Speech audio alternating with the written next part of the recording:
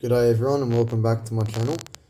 Sorry I'm holding the phone for a second. I just want to show you guys something because when I went to look for the data sheet for those OA200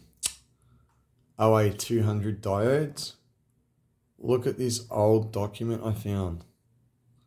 This is just beautiful. Philips semiconductor. Look at that. That's so cool. And then it like talks about the diodes, and there it is, OA200. Gives you some pictures, some old school stuff. And then there's the table with all the data for them. I just thought that was awesome. I wanted to show everyone that. When do you see old stuff like that? It's as old as this supply that we're working on. Anyways, I was just having a look. We're getting really lucky here because the LM301, I thought I was going to have to make an adapter. But guess what? TL072, its inputs, output, VCC and ground are pin compatible with the TL072. So the LM301 and the TL072 are pin compatible there. The balance, compensation and balance pins on the LM301 correspond with no connection, offset and offset, which we don't need to use any of those three pins. So that means literally all we have to do is remove the compensation capacitors and just drop these in. Put it back together and it should be literally a new supply. One thing I did notice when I was doing some tests, just off camera, just after I finished shooting the last video, these two transistors get really hot. Now, I don't think there's anything wrong with it, so it might be fine because, I mean, they're both exactly the same and one channel works perfectly fine, right? So, you know, I'm sure there's a reason for it. But I am going to get the data sheet quickly and just see, what sort of transistor they are, and then I can determine, if they're alright at that temperature. There are heat sinks that I can get to mount to them too, but the space is limited in there. But I still wouldn't mind doing that just to preserve their life. Otherwise, if that's not viable and I have a really good suitable replacement, I might look into replacing them with something else. It's like a TO220 package I can put on a heatsink and sit on its side. But I don't really want to go changing the transistors in this thing. I like these old transistors. It's nice that they're still working perfectly, so I want to keep them. They're all nice original matched pairs and everything. So yeah, I'll probably just leave them. See if I can find a little heatsink for them. But more importantly, I'm going to do a little bit of reverse engineering on that part of the circuit and get the data sheet for them and see if they should be as hot as they are. And if they are, then all well and good. Hey, they've lasted till now. If not, then yeah, we'll look into it. But I think it's fine. I don't think there's a problem. So without further ado, I'm going to pause the video, go get myself a drink, come back, and we're going to start knocking out the op-amps. I actually wasn't going to do this video tonight, but then I was just looking at the data sheets. Actually, there's one more thing I meant to look at on the data sheet for the TL072, and that was its slew rate. What is it? 20 volts a microsecond. The LM301 is 10 volts a microsecond. So there you go. Yeah, everything's better on the TL072. Sometimes it's rare, but sometimes when you go and swap out an op-amp with some newer op-amp that's got way better characteristics, one characteristic might actually be worse, but in this case, everything's better. So, and the fact that we can just drop them in, because look at this, right? The compensation capacitor goes across what would be no connection and one of the offset pins, and the other offset pin is not connected to anything. And that's the same with all of them on all the boards. So all we have to do is take out the compensation capacitors and just drop in the TL072s. So win-win for me. I'm gonna go get a drink warm the soldering iron up, warm the desoldering gun back up, and we'll crack on with this. Hopefully this supply will be finished tonight. Alright, let's get started. Just plugging my phone charger in. Sorry about that, guys. Make sure you've got a good view.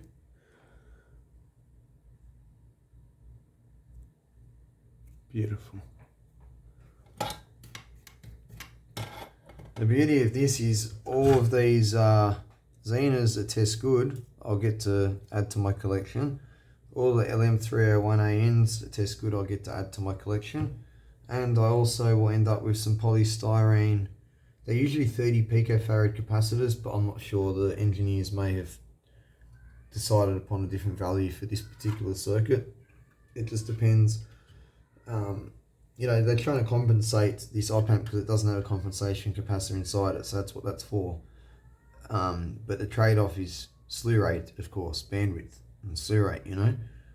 So the engineer's got to decide upon the circuit it's in, the conditions the opamp's under, what's on its output and what's on its inputs, and then work out the compensation capacitor. So I don't know exactly what they are. I think I can see, yeah, 120/100. So maybe they're 120 picofarad. I could see that seems like a fairly reasonable value for a power supply. You know, like in a audio circuit, maybe 60 picofarads, something like that, 30 if you can get away with it without it oscillating. You know, maybe some sort of precision application. As precision as you could get back in the day using something like that. Maybe closer to 30, you know. I've never heard of less than 30 picofarads. Even the data sheet talks about 30 picofarad capacitors. I've come across these in a disco light machine that I've fixed, modified and then parted, and some synthesizer stuff. I've also seen, so not synthesizer stuff, old school PA amplifier stuff with a mixer on the front of it. I've seen men that mark pull them out of a synthesizer. So yeah, I haven't come across too many of them, but I have come across enough to know what they are. So shouldn't talk whilst I do that, eh? I'm going to take these compensation capacitors out first.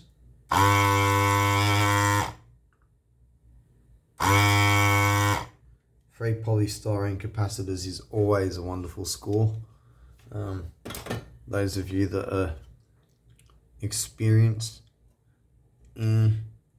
electronics engineers, you know exactly why polystyrene capacitors are good. Go try and buy them these days. I'm not saying you can't buy them, I'm just saying you'll pay money for them.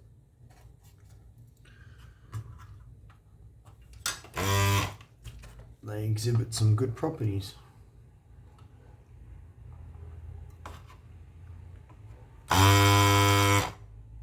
That's why they use this compensation capacitors for op-amps.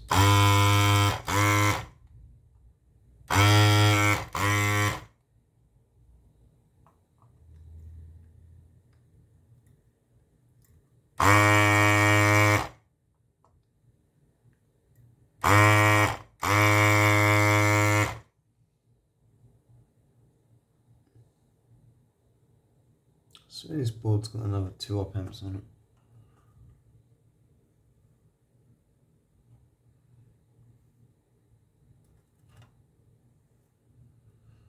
Am I tripping balls again? I swear there was 4 op-amps in this. I mean, 6 op-amps. Oh yeah, there's 2 more on this board. Okay. I was going to say, what's going on here? Before I thought I was missing 2 diodes. Just then I thought I was missing 2 op-amps.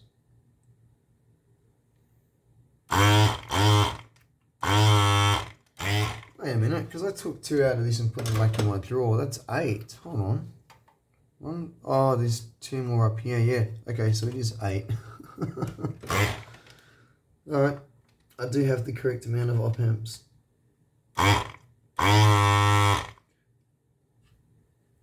Because those strips I get from J-Car, they come in packets of 10.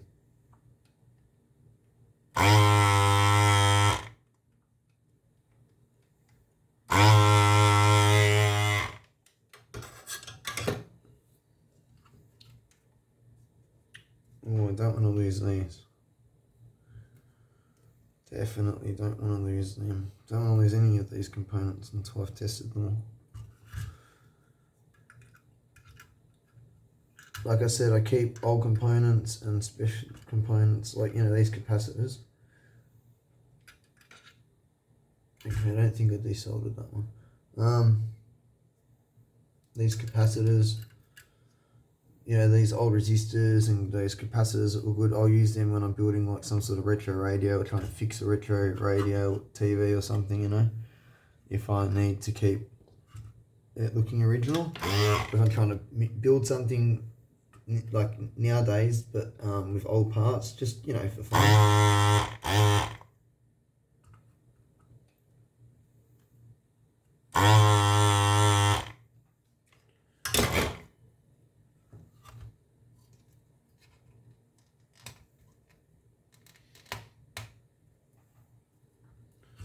I don't know why, but those pads wanted to lift. I'm just going to get rid of them because they're for the compensation capacitors. They're not needed no more. And even if for some strange reason I needed to go back to LM301 ANs, which we're not going to obviously, but even if we had to, you can fix that. Alright, so is that 1, 2, 3, 4, 5, 6. Okay, that's those out of that board. What about this board?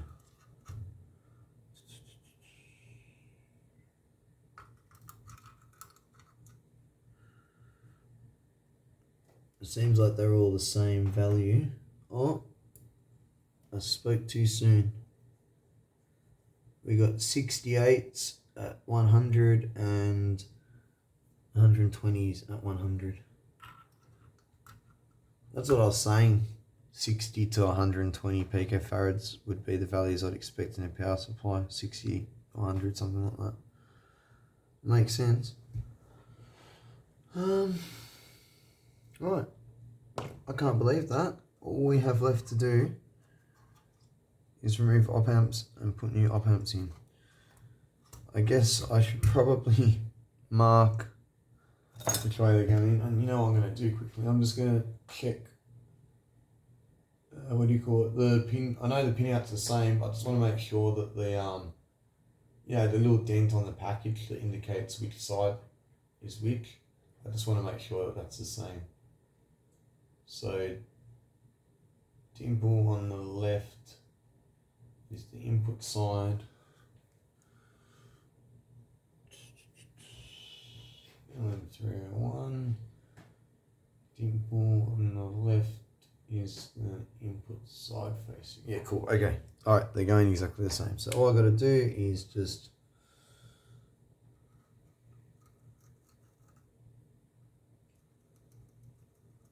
I'll just make some little dots. 2 on that board.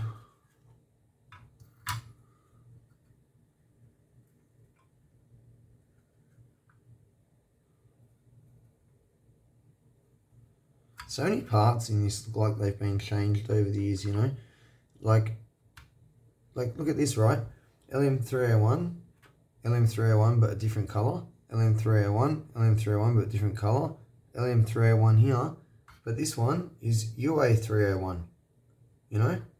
And then you look at the resistors. Those resistors are probably from the 90s, maybe even later. Those are original. But then even some of the original resistors, I was looking at this earlier. You know, I don't know.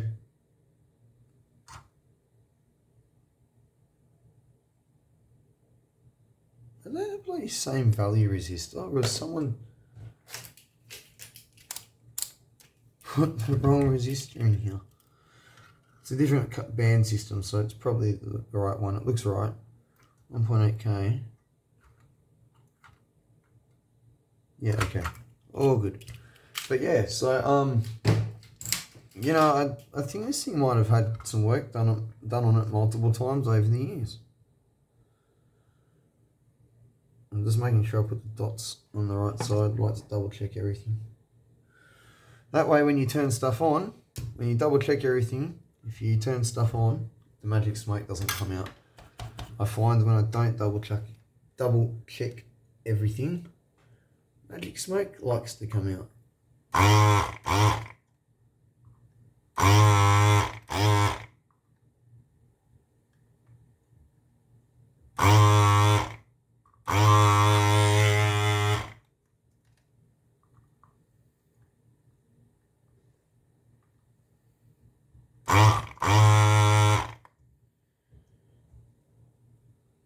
This is really hard. The pads want to rip apart here for some reason, which is strange because this isn't an area of the board that got baked. I mean, I guess the op amps run warm, so maybe over time.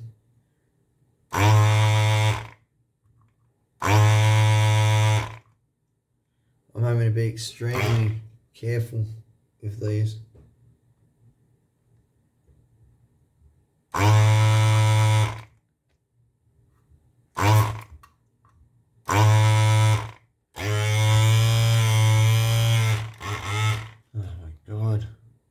It's happened again. Oh no, you know what I've done this time?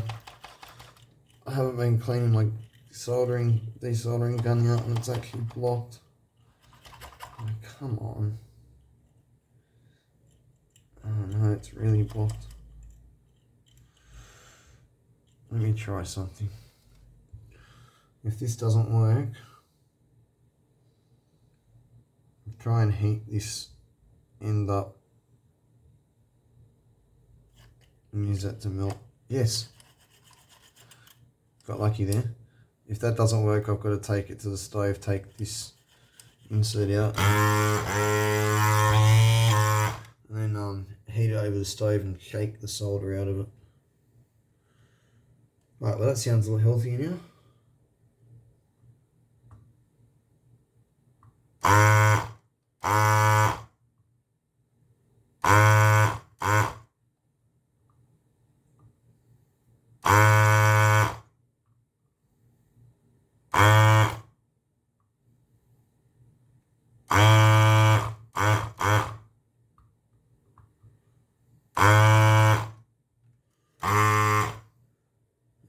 That was a miracle, not ruining those pads. They really want to lift up. Got to be very careful with this.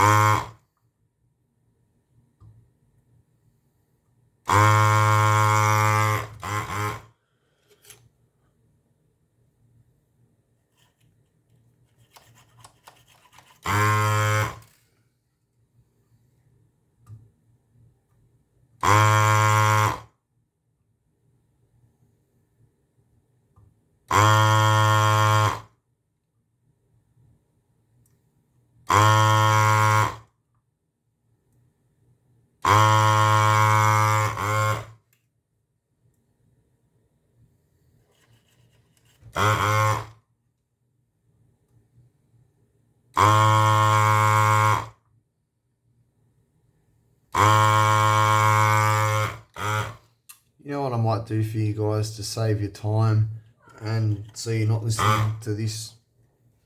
I'll pause the video and I'll desolder the rest of the op amps. I'll desolder most of them. I'll come back when I'm doing like the last one or something, you know? Or I'll just desolder them and then when I'm going to pull them out I'll come back. Because I don't know, this might be annoying you guys. I'm not too sure. I don't know what to do. Kind of new to YouTube. I think I'll just go for it. I've watched other electronics channels and people seem to like watching people work, so I think I'll just go for it and hope I'm doing the right thing.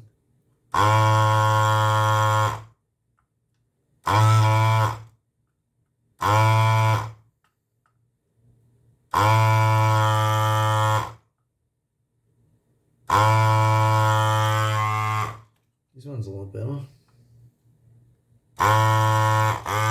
The entire board must just have been baked.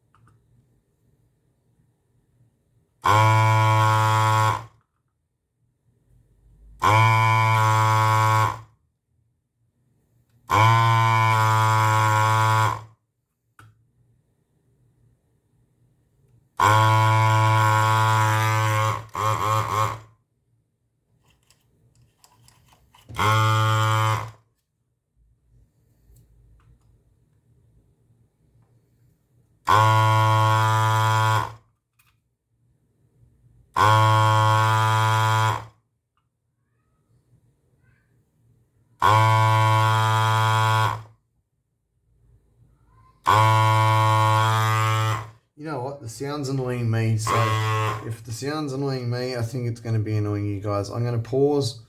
I've only got, what, 1, 2, 3, 4 left to desolder, so I'll do that, and then I'll come back. Alright, I'm done. I just want to give everyone a tip.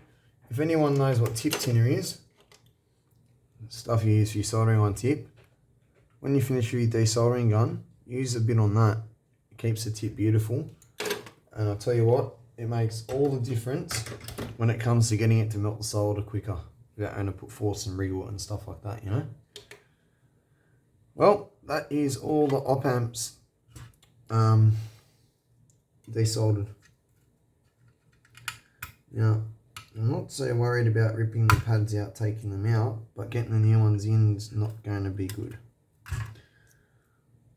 So all we can do is just be careful.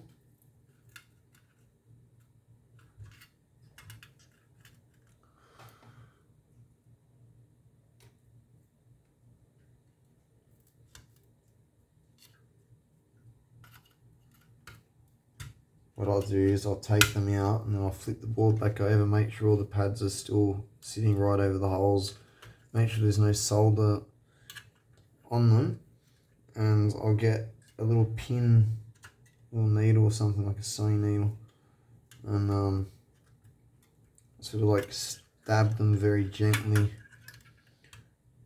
in just to make them open, because I've got to be very gentle with them. I can't risk the pins on the new op amps making contact with the pads as I slide them through the holes, or they're literally just going to... Junior, get off of there! Hold on, my cat's again. I'll call my resistors over. No. And when I say all my resistors, I mean all my sorted out resistors. Yeah, if I slide the new op amps in and the pins touch the pads, they're going to pull them off the board, literally.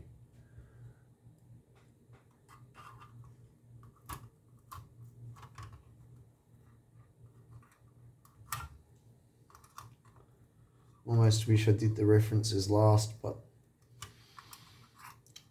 that wouldn't be a very logical way of doing it.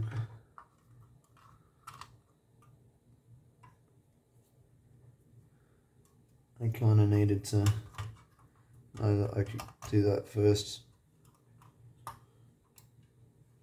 because if that wasn't viable and it was still going to be Xena based, who knows, I might have used a slightly different op amp. I might have used something crappier. I might have used something else that's pin compatible but a lot crappier. Might have even just used TL082s. They're too similar. I would have probably used something a lot crappier, but you get the point I'm getting at. Alright, let's see how these holes are.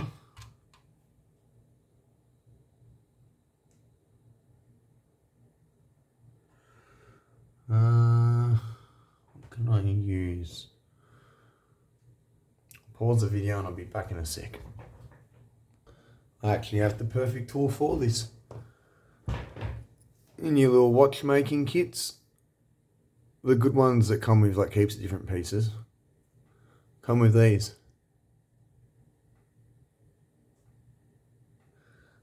So you can take that and go up to the hole and sort of twist it in there a little bit like so.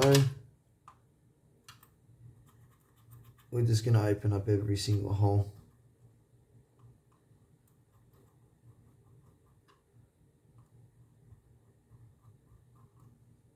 And the new opamp should just drop straight in without eating pads.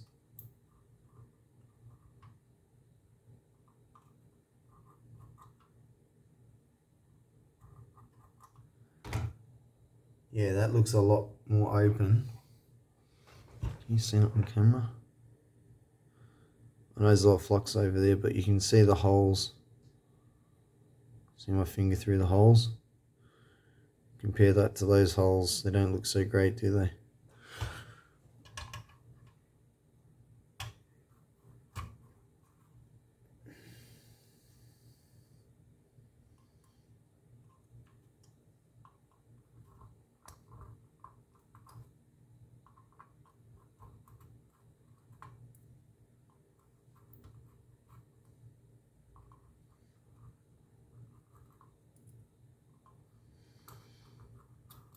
You want to push down and spin, but you don't want to press too hard, because if you get too much, friction grip on the pad, and the pad's loose, you can spin the pad right around and rip it off.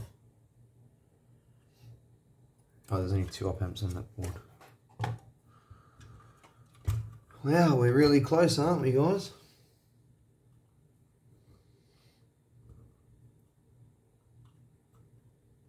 And girls, sorry. I think there might be a couple of female viewers out there.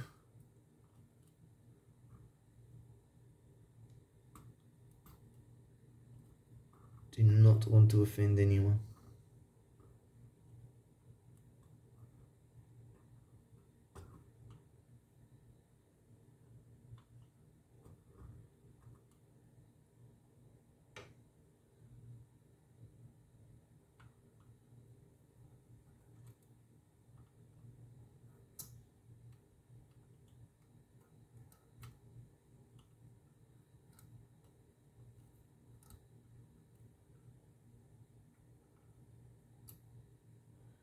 I've got a bad feeling the pin pitch on the new op amps is thicker than the pin pitch on these. That's going to be a problem. Okay, so I still have to open up. I think that did this one.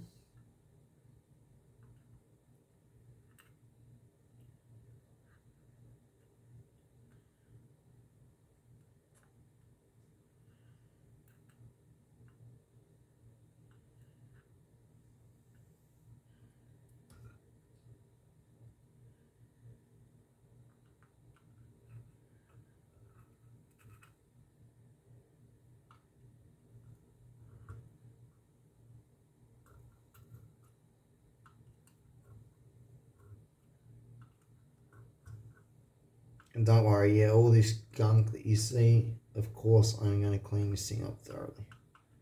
There's no way I would even think about calling this a complete job without cleaning the boards.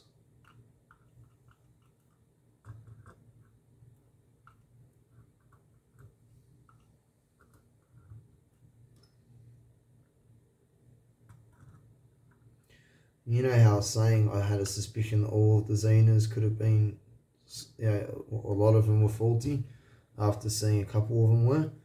I was right, because after I placed all the Xenas, the panel meter offset went away. So some of those Xenas are buggered. Some slightly, some completely, some still working.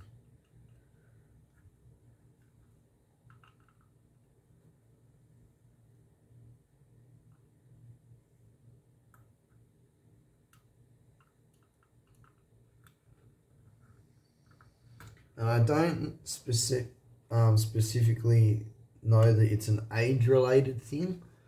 I think maybe due to the amount of work that looks like it's been done on here and the amount of current that goes through these circuits, there's a possibility that they just got popped over the years and fried as things broke and were fixed.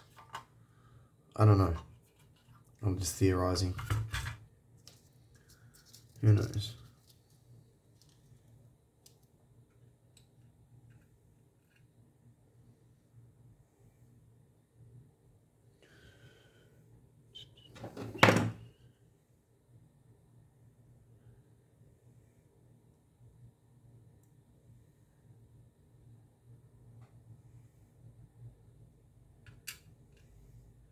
No, the pins are the same size. Oh, look at that. It falls in.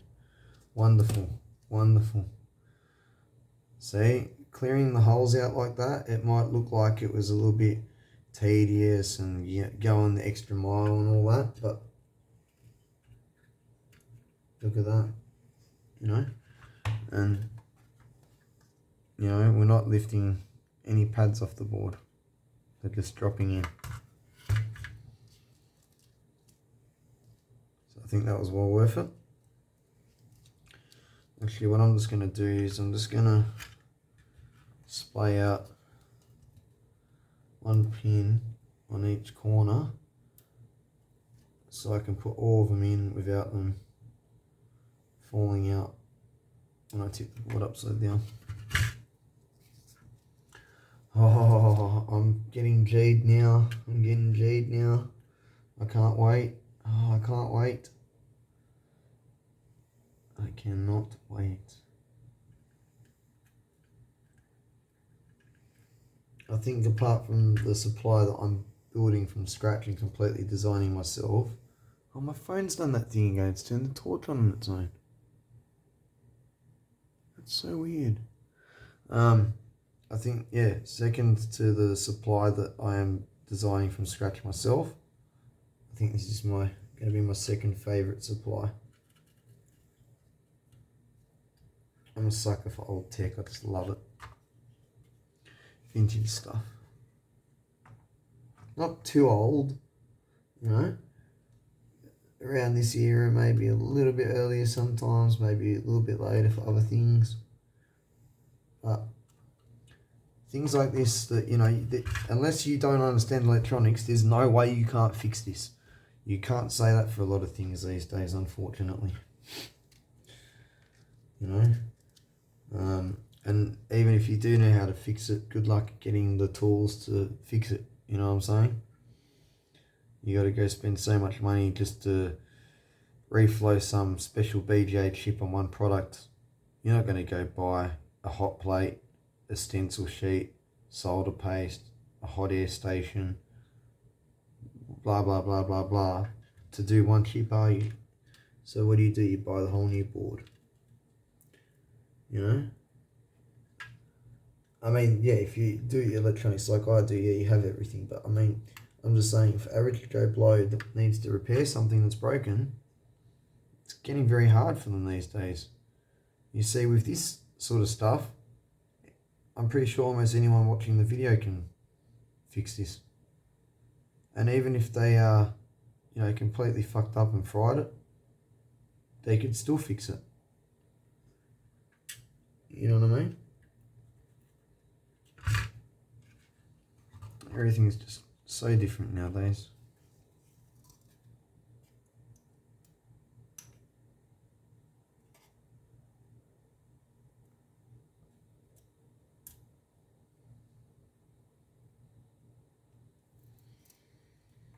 Two more.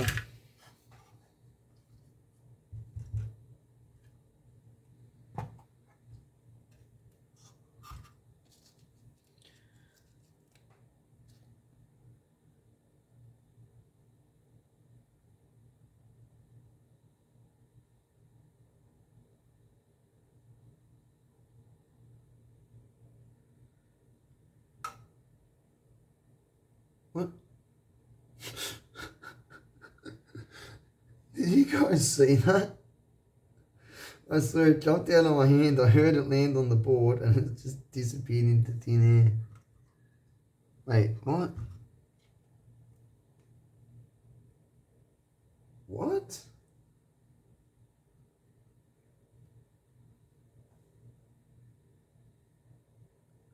What on earth?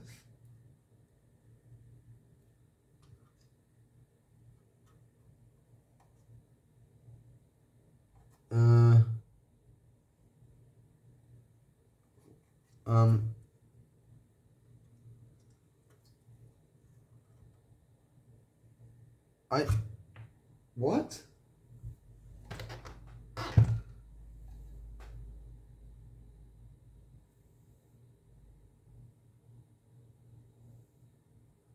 What the fuck just happened? Here's one. I swear I just went like that. I swear you guys must have seen that too. Oh, it's on the floor here, on the carpet. I'll tell you what, if it wasn't on the carpet, I would have been blaming ghosts, and I don't even believe in ghosts. That was just weird.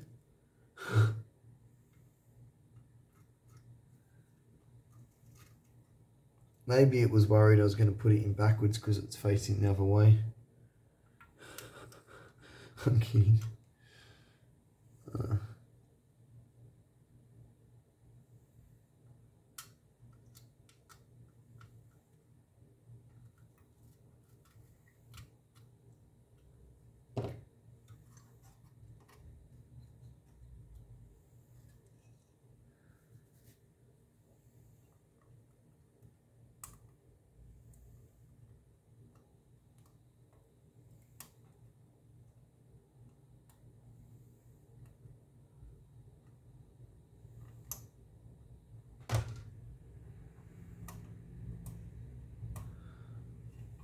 Alright.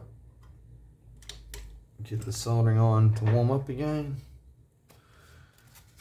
I want to talk about foam for a second because someone tried trolling me in one of my videos saying, don't store your chips in white foam because it builds up static charge and will destroy your chips. Well, they're correct, but the funny thing is, I just made the video on all my chips and none of them are stored in white foam. And literally the only chips I do have in white foam, we've got a piece of aluminium foil on the top of it, so all the pins are shorted together. And then I have this foam, which as you've seen, chips come in this as I buy them. This is not anti-static foam in the term that it's conductive, it doesn't have carbon in it. That stuff's usually black in colour. But this pink stuff, what it does do is it doesn't build up a charge. So, just so everyone knows. I still don't really like it. You know? I agree. I don't put chips in foam, but I was just a little bit annoyed over the comment because, I don't do that. And I made a video showing how I store them. And then someone came on and was like, I'm sorry, but I'm going to have to tell you that if you store your chips or don't you store your chips, like they worded it in a fairly rude manner too, like they're being really cocky, like they're trying to teach me electronics basically. And you know what? I've just got to say this, if, we all learn. I'm still learning every day. I learn new things in electronics and in other areas of life too. We wouldn't be humans if we didn't. No one truly knows everything. I'm not saying I do either. And if someone wants to jump into the comment section and talk about something I've said wrong, done wrong, and not be a dick about it, I'm more than happy to learn and talk about it. Or if someone wants to ask me a question, same thing, But if people want to just be rude, just to troll or be cocky, I won't say the word, but I think everyone knows the word I want to use. Starts with a C, ends with a T, was going to put an S after that. Yeah, those people, don't have time to talk to people like that. But, if you're well-meaning and you're actually in the comment section because you want to help me or help someone else in the comment section, or maybe you want some help, you are more than welcome. That is something I really, really want. I mean, for those people watching my videos who have commented, you know, I respond to comments. I actually enjoy it. There was one person, Tanmaratek, I think it is. I actually really liked that person. Their first comment, just because they were so technical and tested so many parts and listed it, I thought they were just sort of, again, being a cocky, you know what, and just sort of not really trolling me, but kind of trying to teach me in a cocky sort of way. That's what I thought, just because, you know, I've copped it, I've seen it on YouTube. Turns out, no, that person's actually a genuine retired tech, very smart individual that knows their stuff. And now we have yarns in the comments section about components and, you know, all sorts of nerdy stuff. And I love it. So, you know, if you, like I said, if you want to help or be constructive or whatever, please get into the comments. I'll just fold that pin over. Can't get solder on it. There's no pad there no more.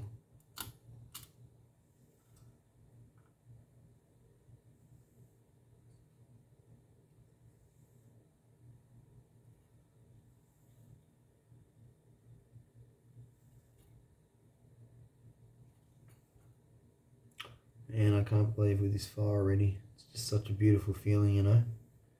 I get that there could still be a couple of things, but we're going to get this done tonight. I mean, I've tested all the transistors. There are 2 transistors that get hot, alright? That there could be something wrong there. And all that's left is resistors. So at the worst, I might have to change 2 transistors. Or I don't think so, because they test good. They could be getting driven wrong because something else is out. And the only other thing that could be out is resistors. So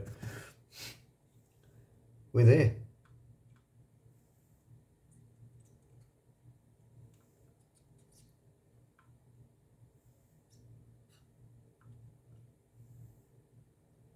I think that's why I'm getting this done tonight. I like got this extra what do you call it?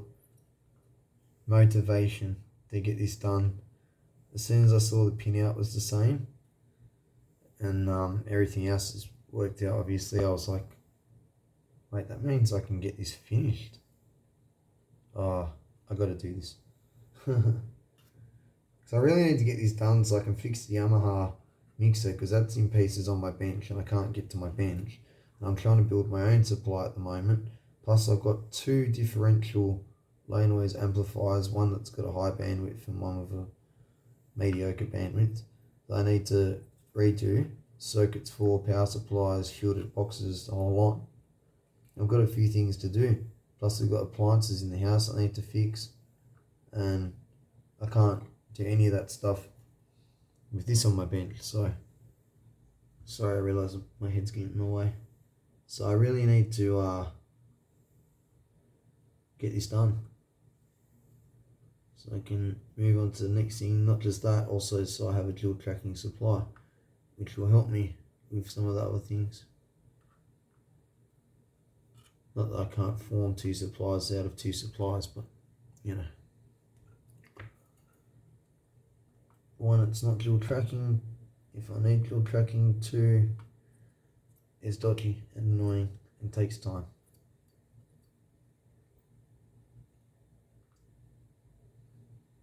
I grew up as a kid living with my mother that did not have an income or anything like that, so I was left to my own devices. You know, I had learned electronics with bugger all of anything, you know. I think that's why I got so good at it, because I didn't have all this fancy equipment that I have now when I learnt electronics as a kid. I started For those that don't know, I've got Asperger's, which is a form of autism. I've been diagnosed with ADHD. I've had an interesting life. I've mentioned how some of my life wasn't good in a previous video a long time ago, but you know, at the age of 6, I started playing around with computers. When I say playing around with them, I mean pulling them apart, fixing them, installing Windows, playing around with DOS, all that sort of stuff, installing drivers. Again, at the age of 6. You know, actually, I don't think I got to pull a computer apart until I was 7. I think I was in year 1. But yeah, I was, mucking around all that stuff at such a young age, and electronics. And like I said, I was left up to my own devices. I, got old computers off of council cleanup and stuff like that. Pulled parts out of them, built other computers out of the parts. In my primary school, some of the older kids would come down and uninstall the sound driver when I was in like kindergarten and year 1. And none of the teachers knew how to get the sound working, and I'd come and reinstall the sound driver or re-enable the sound device or whatever they did, So I've been, learning and playing around with stuff from such a young age that my understanding of it's just gotten so good. But anyway, I forgot the point I was getting at, but the point I want to make is that you can learn electronics with not much. And surprisingly, when you have to learn it with not much, you'll pick up on things that a lot of people don't pick up on. Let me just say that. Because things are harder to implement and do when you don't have fancy equipment. So then you have to learn how to implement and pull things off without fancy equipment, which requires more learning, and you end up going down rabbit holes that take a lot of time, but you end up with such an amazing understanding. Anyway, that was my life. Didn't have money, so just had to rely on what I could learn myself and what I could find myself to pull apart and salvage parts from. And it got me where I am now. So I'd say it worked well. I would highly encourage that. That's why I made a video on salvaging parts, and I'm still going to make more videos. I've got quite a few boards to go through here, and I'm going to do videos on all of that, because I think salvaging parts is something that, although some people frown upon it, don't want to be rude, I think they are idiots for being like that, because it's worth it. If you're like building stuff for yourself, whatever, buying small amounts of components can be expensive. If you can get them for free, why wouldn't you? Also, it's great for the planet. I've just realised I've got to put the screws in before I put this top board on. Damn it. It's good for the planet. You're reusing stuff instead of going to e-waste like what most electronics is going to these days.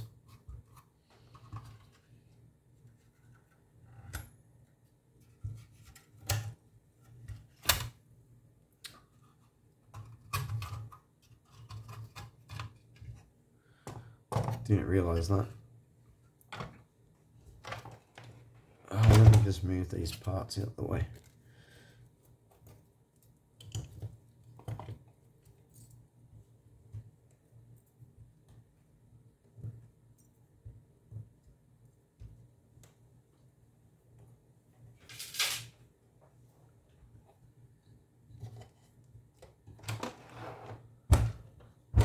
Alright, that's better. So this board goes in here. Now I can show everyone what I was talking about with the references. They're literally just going to sit like that. I'm just going to tack them down with a bit of contact adhesive, and the beauty of it is I can get a screwdriver into the pots if I have to adjust them. I won't be able to because the other board will be on top of it.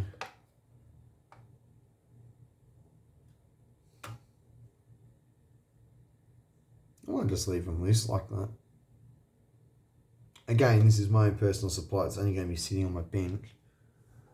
I think, yeah. I don't know. Bit of a toss-up for me.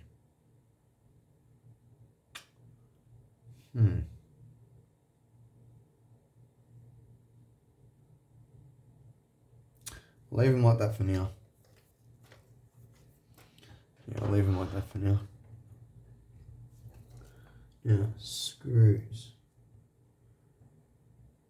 I found some more random screws in the box it came in for its case, and when I pulled this apart, I can't remember, but I decided to skimp on some screws because some screws were missing. So with some parts that don't require a screw, you know, like there's already a few screws holding the chassis in, for example, I'm only going to put like 2 in the chassis, and that gives me those screws to use for other things like the boards and the case.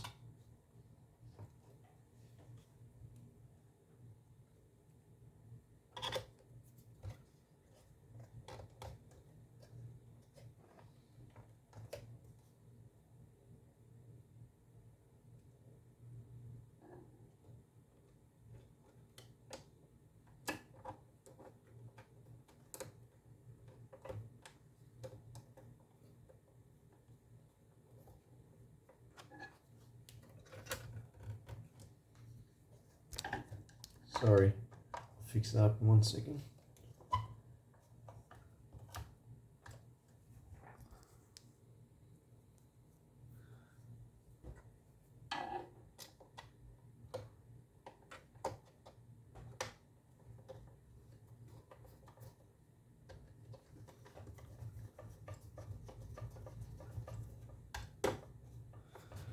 Probably should use the washers. Oh well.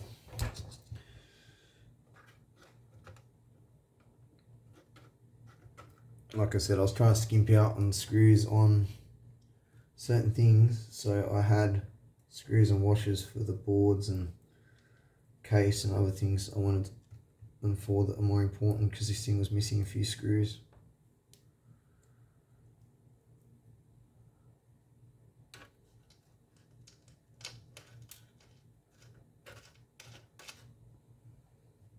I used the locking washers for this.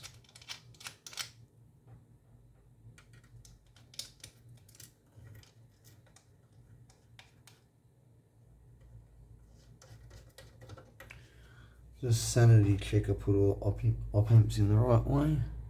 Yep, cool. Oops.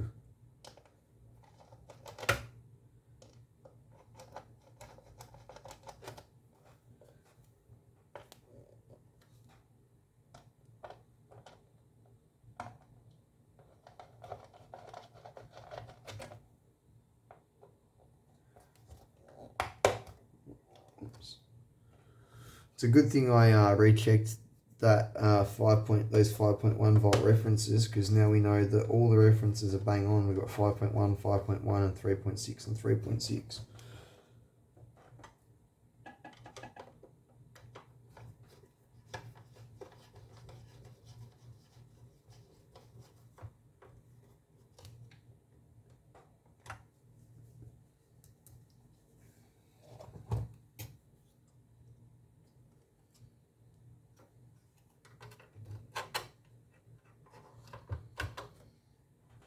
Hey, I twisted this around before, hey. Oh no. I don't know which way that goes, it's not keyed.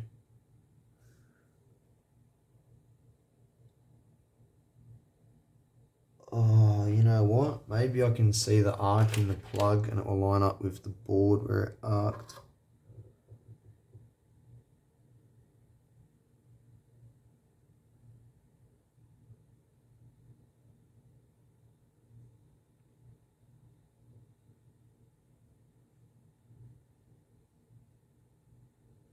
Looks like the arc was in this end. Looks like it goes like that. That way. It looks like that's how the wires were And I've twisted it, yeah, the other way, and that's how it ends up like that. Yeah, it goes that way. Which is the damaged pad. Yeah, that's the way it goes.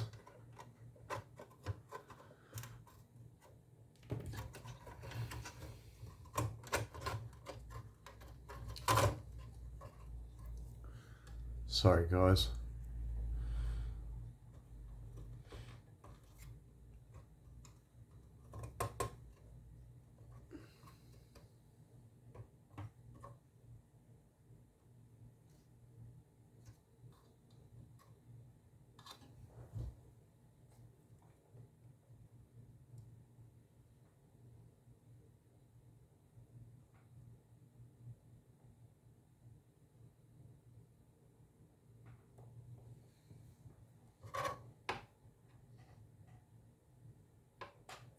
Beautiful. All right.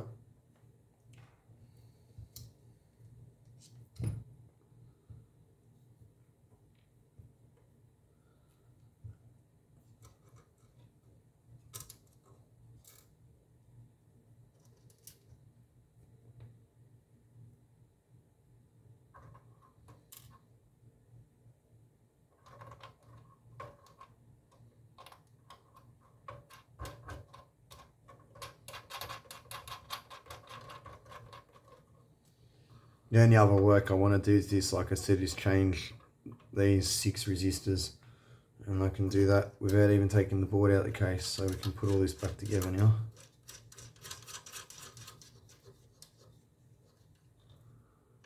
It's brilliant.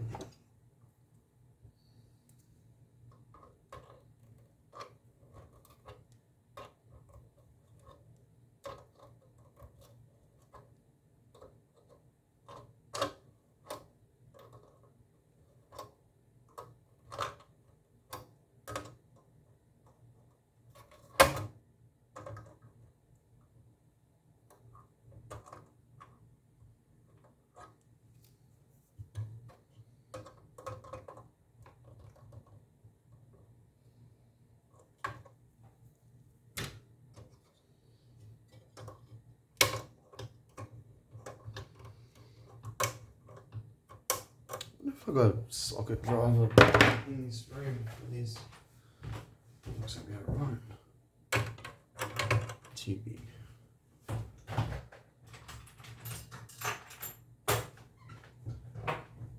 Ah, it's alright, mate, do.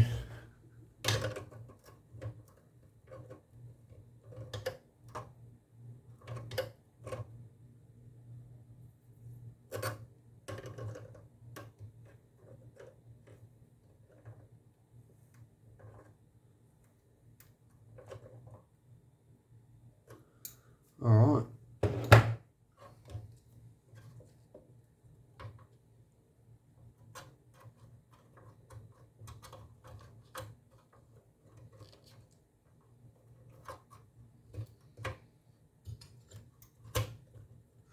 It's interesting.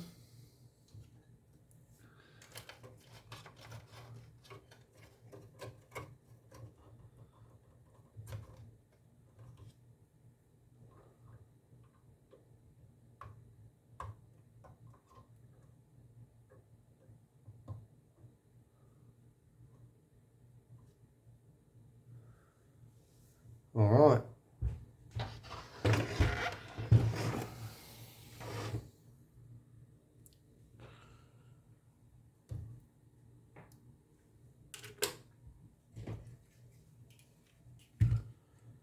Um,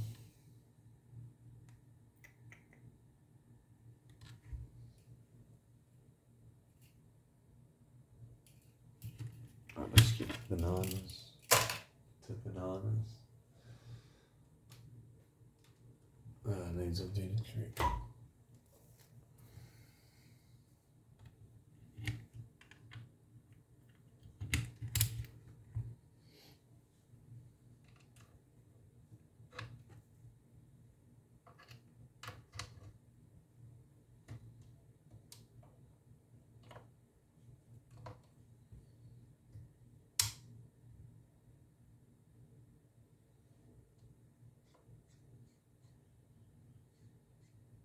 Oh no.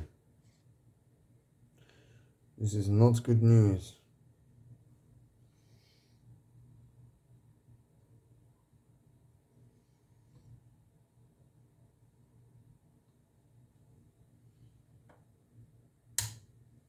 What on earth? I was going to check the voltage across the capacitors just to make sure I haven't plugged the power in backwards, but I'd imagine if I did that, very interesting things would have happened by now.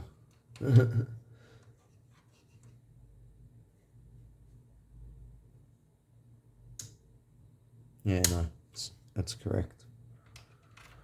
Wait, so I've got no output now? Just from putting the TLA72s in there?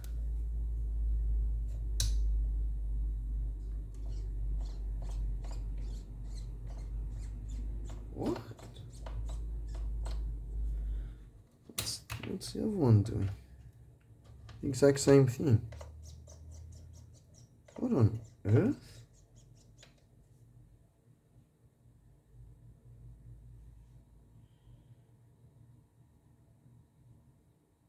I am baffled.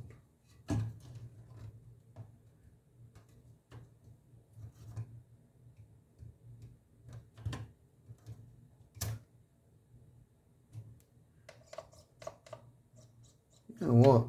With the output transistors and the entire front panel disconnected, that doesn't change. What on earth am I missing?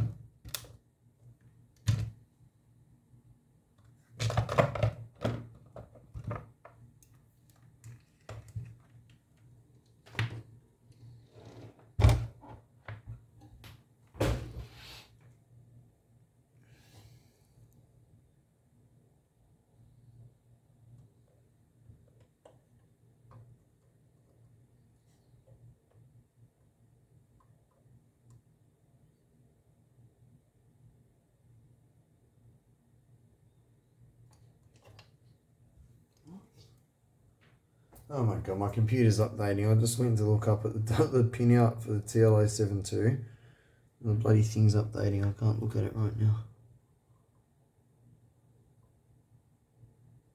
Hey, what? I've got nothing on my VREF either. It's dead.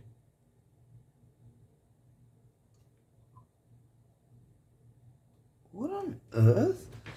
This is weird as. Nothing's hot.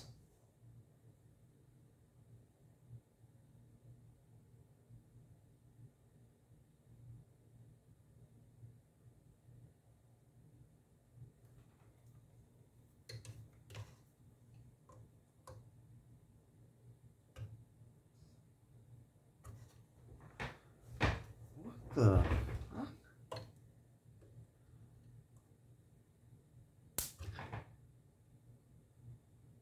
What the fuck was that? Oh, the show. Fuck. Fuck, I hope I didn't just pop something. 29 volts. What's on this one? Please be 29. Oh, thank God. Alright. What the fuck?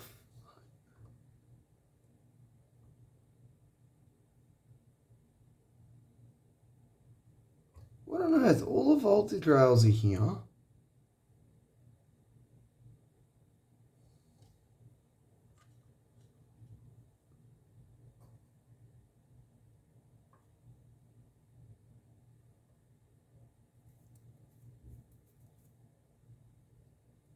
Well, my computer's back up. I can have a look at the data sheet now.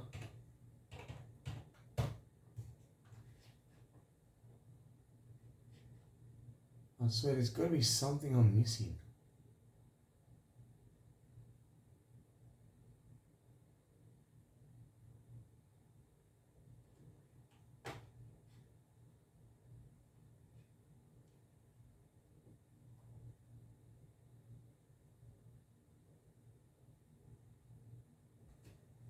Doesn't make any sense.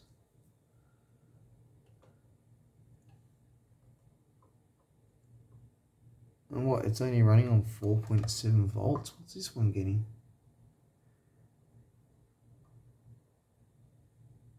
4.56. What?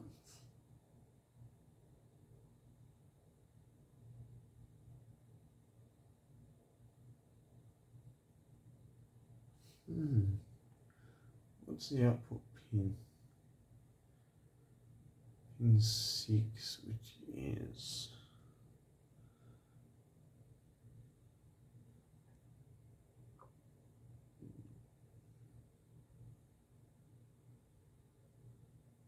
That's in negative. Out is in 6.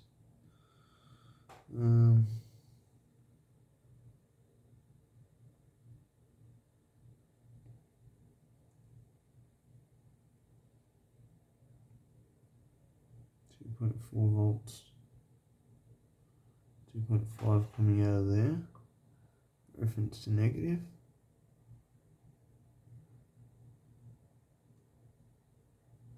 Same there.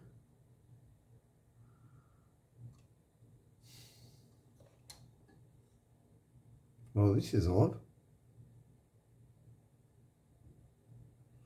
Well, the inverting and non-inverting inputs are the same. No connection, negative, positive, VCC. Balance, negative, positive, VCC.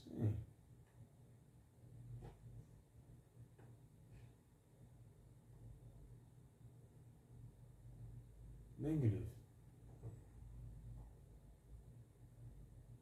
Negative. What the hell?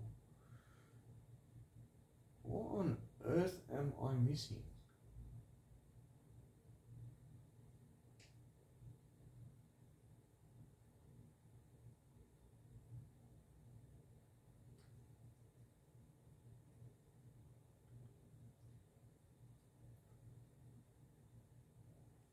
Unless there's more circuitry for compensation for those LM301s and it's pulling down something on the TL072s, if that makes sense.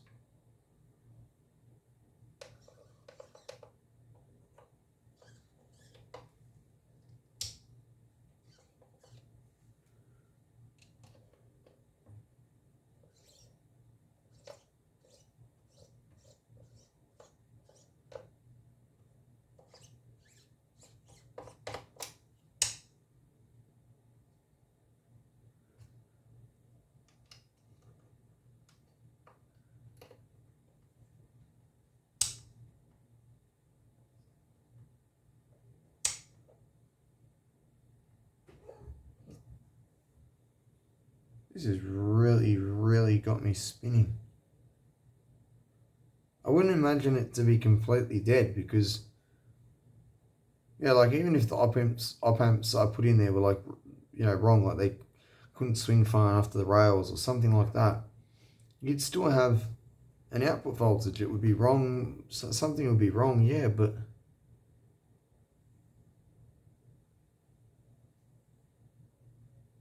this has got me good.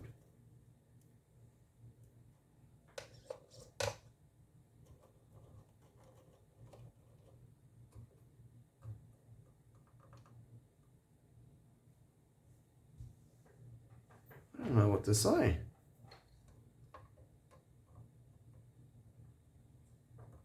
Wow, our Zenas don't have their voltage across them either. What on earth?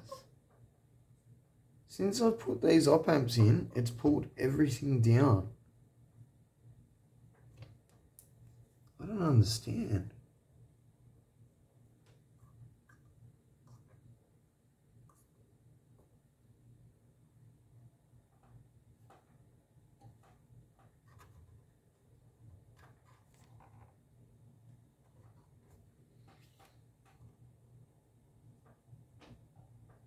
If anyone's watching and you've got an idea, please leave it in the comments because I'm going to have to reverse engineer literally the entire circuit. I can't find a schematic for this. I've looked and looked and looked. I just can't think how it's presenting the symptom it's presenting. It just doesn't make sense. Like completely dead on both outputs. Nothing. Nothing at all. Should just work.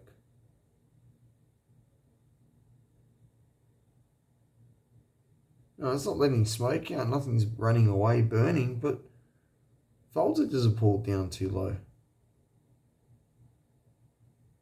What's the current consumption for a There's no way an LM301 takes like no power and the TLO. Hold on a second. Supply current 1.8 milliamps for a 301. Can't see a TLO72 doing that.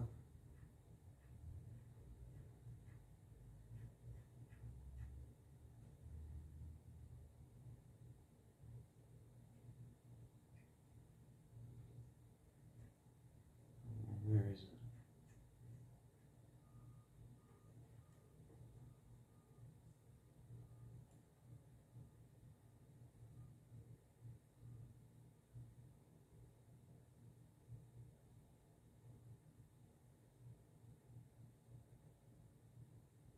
I can't even find it.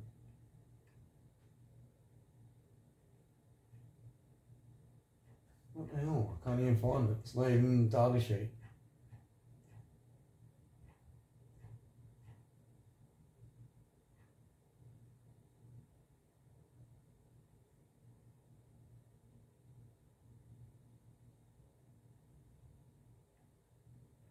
And it tells me, I'm just looking, it doesn't matter what package it's in. If it's got 8 pins, the pinout's the same no matter what package. So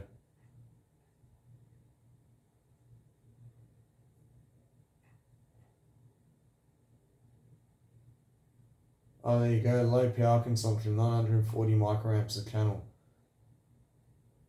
I mean, it's a single channel opamp, so 940 microamps.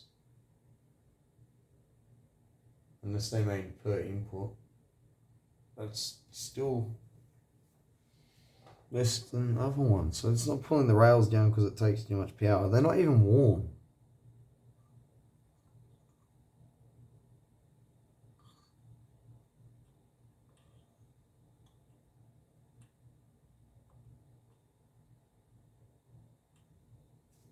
This has really, really confused me.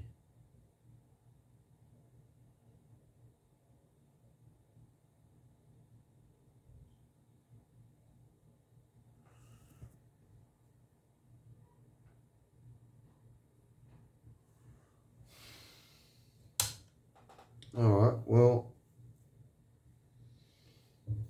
Oh man, I just put it together. That's annoying. That is so annoying. I was literally thinking, oh, I'm going to test it before I put it together, just in case. But what could possibly be wrong? Ha ha ha.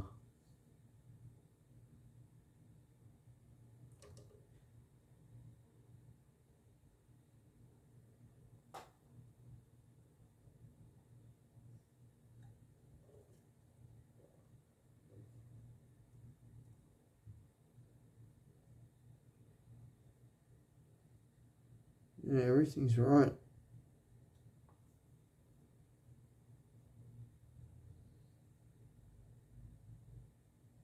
I think I might just leave this video here and upload it, because this is going to go on. I've got to pull everything out now, and because there's no schematic diagram, I literally have to draw it on a piece of paper myself and then stare at it and work out what's going on.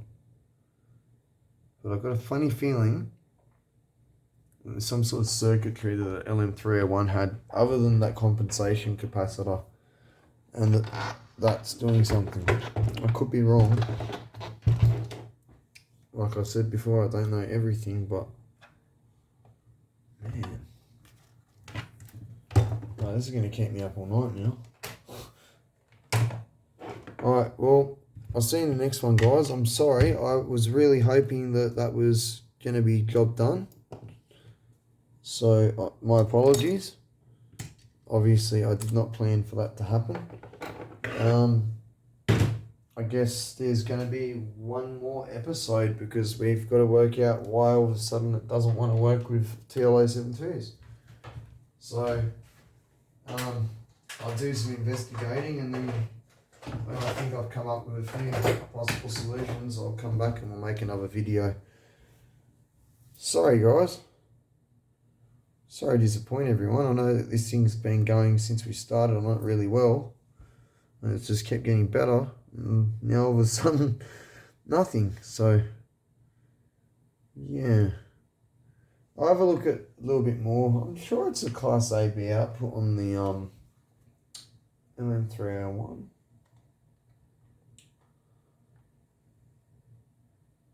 Yep, that is not an open collector output. TLA72 is going to be the same, obviously. It's just normal opamp. I just don't understand. I'm going to have to really go over these two data sheets and reverse engineer this before I can work out where I've gone wrong. So I'll see you guys in the next one. Sorry for the disappointing news. But thanks for watching. Bye.